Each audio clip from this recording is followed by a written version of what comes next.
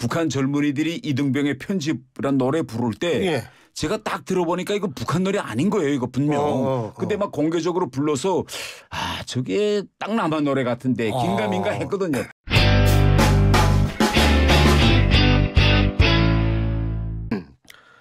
저 보셨어요? 그 오물풍선? 네. 그 보셨어요? 네. 제가 여러 번 또 이거 관련해서 언론에 나와서 인터뷰도 많이 했죠. 그죠? 예. 근데 그 오물풍선 지금 박상학 그 대표 잘 아실 거예요. 네. 저도 그분 좀 아는데 박상학 대표 또 날렸더라고요. 북한은 어떻게 반응할까요? 그 북한은 일단 그 북풍이 오기를 기다릴 겁니다. 이게 또 바람과 관련돼서 뭐 즉시 반응하고 싶어서 하는 게 아니거든요. 원래 북풍은 그런 게 아닌데. 이게 우리가 정치권에서 이야기하는 북풍과 전단과 관련한 북풍은 또 북풍은 다르군요. 이게 일단 바람 방향을 볼 거고 다음 하나는 북한은 자기네 말로 하지 않았습니까? 100배로 보내겠다. 그러니까 그 정도 100배까지는 못 미치더라도 그런 대남 전단을 준비할 겁니다. 일단 그래서 시간이 좀 걸릴 거다. 그러나 북한은 그 어떤 이제 도발을 할 겁니다. 꼭. 그런데 우리가 이걸 좀 저는 이번 기회에 주시해 봤어야 돼요. 지난번에 이제 대북 전단이 이틀에 넘어서 넘어왔는데 우리 군이 그때 이걸 어떻게 대응해야 될지 올바른 대응 수칙이 없어요. 매뉴얼이 없거든요. 그래서 그 전단이 지어 날아가서 저 경남도까지 간 거 아닙니까? 경남. 우리 정심까지 갔습니다. 이번에 그것이 오물이었기에 천만다행이었어요. 근데 북한이라는 나라를 우리가 정상국가로 보면 안 됩니다. 맞아요. 아예 오물 보내는 것 자체가 정상이 아니죠. 그런데 만일 거기다 독극물이나 생화학무기를 해서 보냈다면 이거 큰일 나는 겁니다. 그런 것이 인구 밀집 지역인 서울 한복판에 떨어졌다고 생각해 우리가 가정해 봅시다. 그래서 지금 현재 저는 우리가 단순히 이걸 북한의 오물풍선 뭐 작전이다 전술이다 이렇게 보지 말고 북한이 향후 유사시 생화학무기 투입 투척 저는 훈련을 하고 있다. 이런 관점에서 저는 봐야 된다고 생각합니다. 그런데 우리가 이렇게 풍선 날리면은 북한은 그거 어떻게 처리해야 된다는 매뉴얼 같은 게 있나요? 북한은 일단 낮에 있을 때는 군인들이 저격해서 떨구고 그다음에 떨어진 다음에 지난 시기에는 군인들과 주민들을 동원해서 그걸 수거해서 다 소각 태워버렸죠. 근데 최근에 지금 김정은의 딜레마가 뭔가 하면 지금 가는 전단에는 일단 전에 미 달러 지폐가 있습니다. 그다음에 약이 있어요. 그다음에 북한 지금 젊은이들이 미쳐있는 한류 이게 지금 들어가 있거든요. 그다음에 뭐 간식 이런 게 있거든요. 그래서 이게 뭔가 하면 북한 주민들과 군인들은 대북전단이 계속 날라오기를 바라는 겁니다. 왜? 그걸 일단 주워서 그 안에 있는 미 달러를 주머니에 오면 생계에 도움이 되니 그러니 김정은 정권으로서는 주민들에게 대북전단이 날아왔다고 빨리 올라가 주소라 하라고 공지하기도 힘든 상황입니다. 그래서 지금 현재 우리 남과 북이 대북전단 가지고 지금 계속 싸우고 있지 않습니까? 이런 과정에 대해서 지금 북한 김정은 정권은 자기 주민들에게도 공지하지 못하고 있거든요. 아니 그 아주 정말 노래도 기가 막히게 잘하고 또 이 사생활도 아주 기가 막히게 훌륭한 그 청년 있지 않습니까? 임영웅 씨. 이 USB 임영웅 씨 USB 보냈다 그러는데 북한에서도 인기가 많은 모양이에요. 글쎄 이게 임영웅 씨가 우리나라에서 지금 떴는데 그 정도로 이제 그 북한에서도 정말 포퓰러 이게 다 아는 그런 인물이겠느냐 하는 거는 글쎄 저는 잘 모르겠고 그러나 지난 시기에 이제 예하면 지난 시기에 이제 우리 휴전선 일대에서 확성기에서 이등병의 편지 같은 이런 노래를 했거든요. 김광석.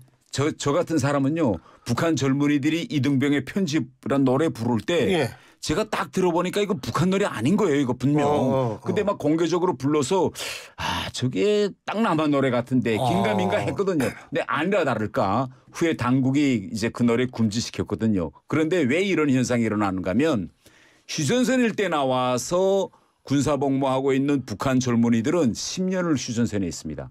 그런데 여기에는 전기도 제대로 공급되지 않고 북한 뉴스도 듣지 못하고 이런 우물 안에 갇힌 개구리처럼 10년 동안을 갇힌 지역에서 생산하고 생활하고 있는데 여기를 향해서 우리 전단이 날아 들어가고 확성기 방송이 재개된다면 그들이 귀에 뭘 듣겠습니까? 한국 뉴스, 한국 심심하니까 당연히. 심심하니까 K-팝. 그것도 저녁 같은 시간에는요. 조용한 저녁에 방송이 울리면요. 20km까지 들어갑니다. 그거. 그런데 우리 휴전선의 대전까지 구조를 가죠. 그러면 우리 휴전선의 구조를 보면요. 예. 휴전선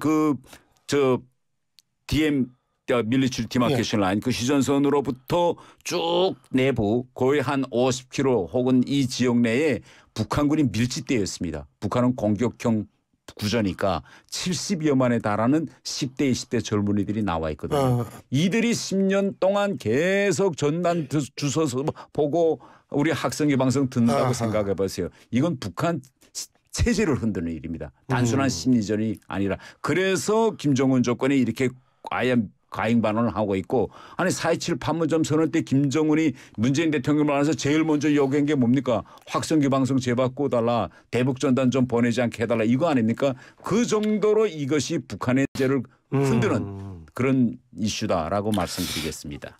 지금 태 의원님이랑 얘기하다 보니까 예전에 태 의원님이 처음으로 이 카메라에 잡혔던 게 언제냐면 김정철이 영국에 갔을 때 그때 영국의 외교관으로 계실 때 2015년이죠. 엘리 클랩튼의 그 공연을 김정철이 데리고 가셨었죠. 그때 그게 카메라에 잡혔는데 김정철이 잘 있대요.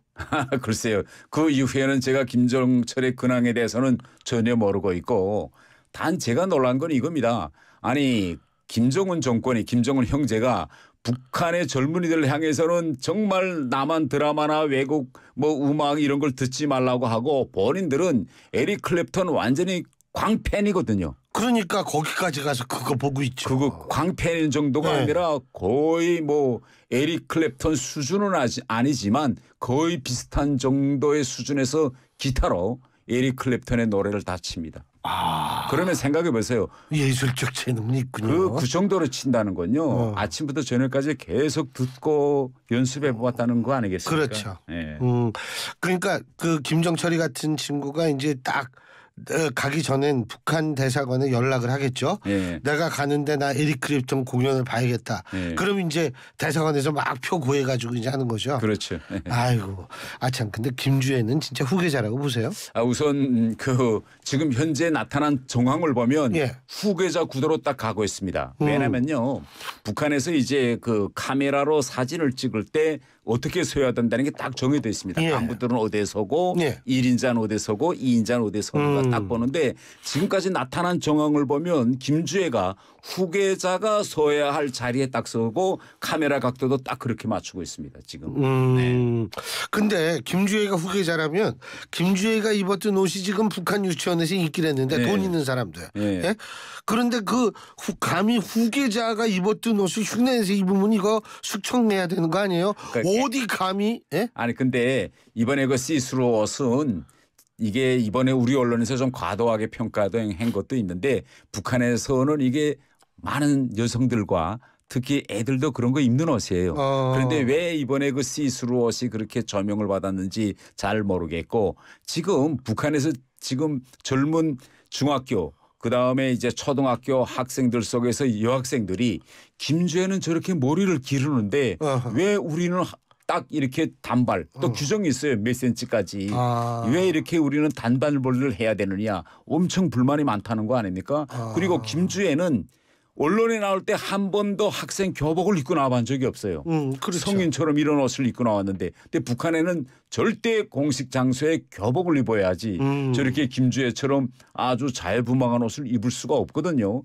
그래서 지금 북한 내부에서 들려오는 소식에 의하면 북한 교사들이 지금 초등학교 중학교 여학생 애들 보고 머리는 왜 짧게 잘라야 하는지 왜 학교 올 때는 반드시 선현단 넥타이를 메고 옷은 교복을 입어야 하는지 이걸 설득시키느라고 땀을 흘린다는 진땀 뺀다는 거 아닙니까?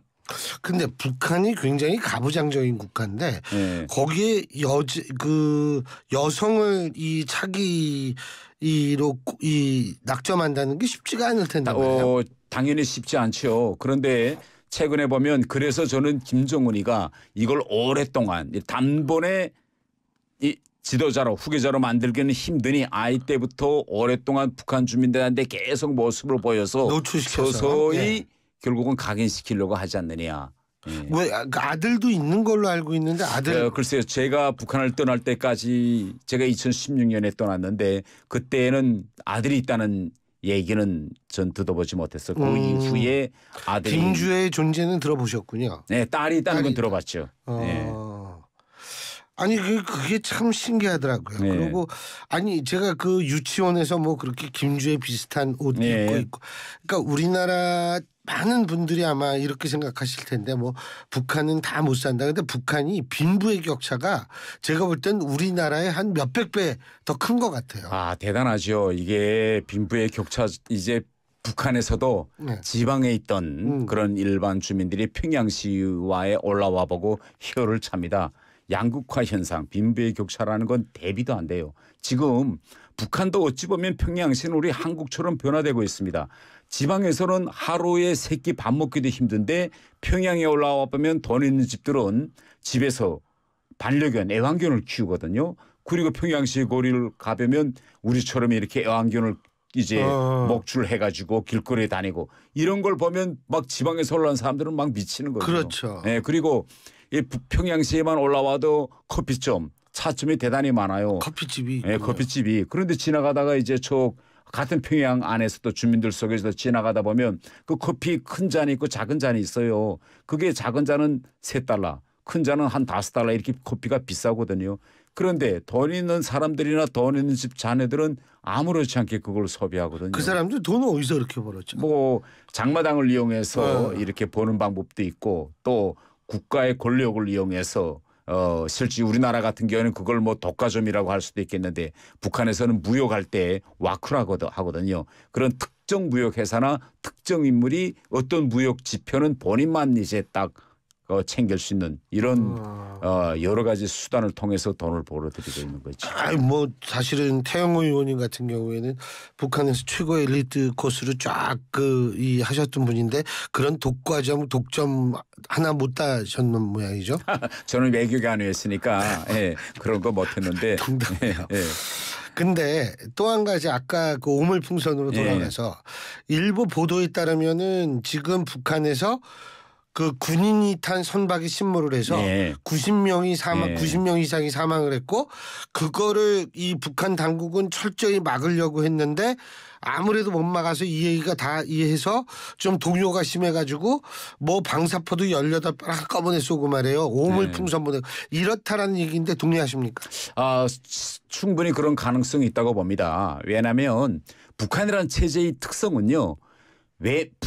국내에서의 불만을 잠재우기 위해서 외부로부터의 위협을 항상 만들어야 됩니다. 예, 그래야 내부 결속력을 이제 다지고 있는데 이번 그런 사건처럼 정말 수십 명이 배가 침몰돼서 죽었다는 거 아닙니까? 그러면 이거 전환용으로서 마치 우리 한국이 주한미군과 같이 연합해서 북한을 칠 것처럼 이런 외부 위협을 조성해 가지고 그 모든 내부 불만을 잠재우려고 이렇게 시도하고 있고 또 북한 체제 자체는 외부로부터의 그런 위협을 끊임없이 조작하고 만들고 그런 방식으로 내부 불만을 잠재우는 이런 시스템인 겁니다. 아 그리고 심평 변호사님이 북한 인사를 만나 보니까 아 이게 지금 북한 지도 체제 위기가 심각하다 이렇게 얘기를 했다는데 신빙성이 있다고 보세요? 글쎄요, 어떤 인사를 만나서 저도 몰라요. 어떤 석상에서 그렇게 이야기했는지는 모르겠는데 그 정도의 대화가 깊이 들어가려면 상당히 오랫동안 신뢰가 이제 구축돼야 되죠.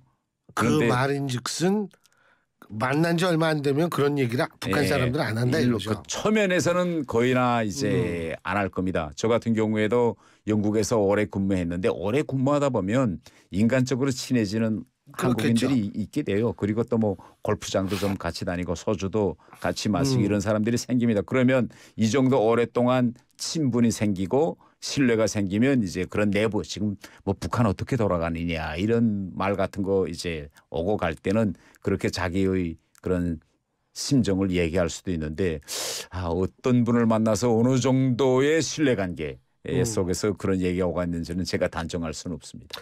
9.19 군사합의 파기는 아니고 효력정지. 예. 그거 잘했다고 보세요? 저는 이미 전에 했어야 할 조치다. 저는 이렇게 생각합니다. 왜냐면요. 이 9.19 군사합의는 별도 합의가 아니라 이게 부속 합의서입니다. 부속 합의서라는 건 뭔가 하면 그 앞에 큰 합의가 하나 또 있다는 거 아니겠습니까? 이해하면 우리가 재벌들끼리 M&A 할 때 두 큰 회사가 서로 합의고 그 밑에 하청을 주던 회사를 어떻게 정리한다. 이런 거 있을 때 보통 부속 합의서 이런 게 있지 않겠습니까? 그런데 9.19 군사합의는요. 판문점 선언과 평양 선언을 이행하는 부속 합의서입니다. 예. 그런데 판문점 선언과 9월 평양 공동선언의 핵심은 뭐냐면 김정은이 비핵화 약속이에요.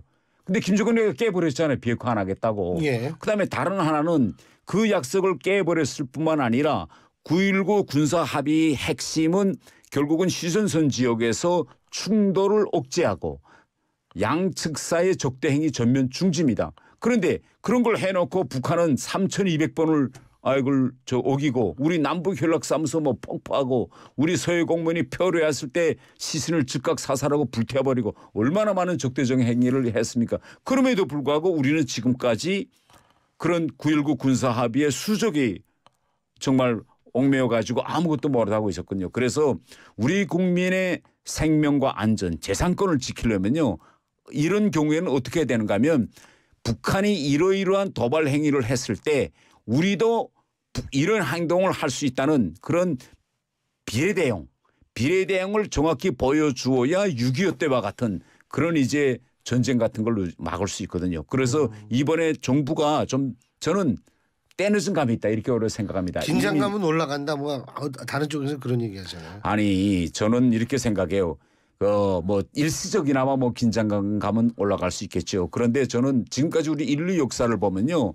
저런 독재자와 대상할 때는 강한 우리 힘, 의지 이걸 보여줘야 오히려 평화가 유지됐다. 이게 2차 세대전의 결과의 교훈이 아닙니까? 그래서 우리가 저렇게 이번에도 보세요. 김정은이가 오물풍선만 내려보냈습니까? GPS 교란 작전 됐죠. 그게 사실은 더 심각하죠. 더 심각하죠. 자, 그런데 이렇게 당하고도 아무 일 없었던 것처럼 북한에다가 경고 한마디만 하고 우리가 지나칠 수 있는가요? 그렇지 않거든요. 우리의 강한 의지를 보여줄 때만이 북한도 경고망동하지 않고 신중해질 수 있거든요.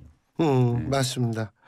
근데 이거는 번외의 질문인데 네. 우리 태영호 의원님이 이 국회에서 일하실 때 그냥 밤 늦게까지 사무실에 그 의원회관에 계신 분으로 제일 유명하셨어요. 우리 청취자 여러분 잘 모르시는데 원래 북한 에리트들은 일을 그렇게 열심히 합니까? 일을 열심히 할 수밖에 없는 그런 그 버릇이 되셨군요. 완전히 우리 같은 경우는 지금 다들 조금만 있으면 주 4일 근무제도 멀지 않았다 이렇게들 이야기하더라고요. 어떤 회사들 같은 경우에는 지금 격주로 주 4일제도 벌써 지금 도입하고 있대요. 제 제자는 재택근무 일주일에 3일인가 하더라고요. 북한에서는 이건 상상도 못합니다. 제가 북한에 있을 때 북한은요. 월화수목금 토토 이렇게 우리는 월화수목금금금 근데 북한은 월화수목금토토 휴식일이 없이 평생 그렇게 공무원으로서 일하다 나니 지금은 여기 와서 자유로운 몸인데 제가 놀 줄을 모르고 휴식할 줄 모르는 게 버릇이 그렇게 됐어요. 예. 이게 정말 불쌍하죠 북한 공무원들은. 그래서 비서관들한테는 아주 이 평이 좋으세요. 왜냐하면 일은 많이 하지만은 그 평이 나쁜 의원들이 사실 있거든요. 누구라고 얘기 못 하겠습니다만. 근데 평은 좋으세요. 일은 고맙습니다. 많이 진짜예요. 그러니까 인간적으로 잘 대해주신다는 거죠.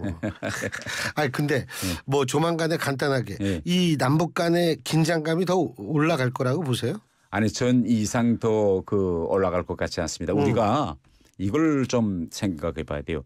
우리가 6.25 전쟁 이후에 정말 전쟁이 일어날 듯 맞든 얼마나 많은 고비를 거쳤습니까? 그런데 전쟁은 일어났거든요. 왜 일어나지 않았느냐? 우리한테는 한미 동맹이 있었기 때문입니다. 주한미군이 있고 우리 주한미군이 있고 한미동맹이 있는 한 북한 절대 전면전 일으키지 못합니다. 그렇기 때문에 일각에서 이야기하는 것처럼 야 이러다 전쟁이 일어나는 거 아니냐 뭐 김정은이가 저 미친놈 같은데 내리치고 내려오는 거 아니냐 이러면 어쩔 건데라고 좀 불안해하시는 분들이 있는데 지금 정부처럼 이렇게 확고한 의지가 있고 또 우리 한미동맹에 기초한 이런 주한미군 이런 협력 공조체제만 있으면 북한이 그렇게 쉽게 달려들지 못합니다. 알겠습니다. 11월 달에 미국 대선 또 어떻게 되는지 한번 보고 또 한번 보실게요. 예. 오늘 말씀 잘 들었습니다. 예, 고맙습니다. 예, 지금까지 국민의힘 타영호 전 의원이었습니다. 보이스피싱 피해로 힘드신가요?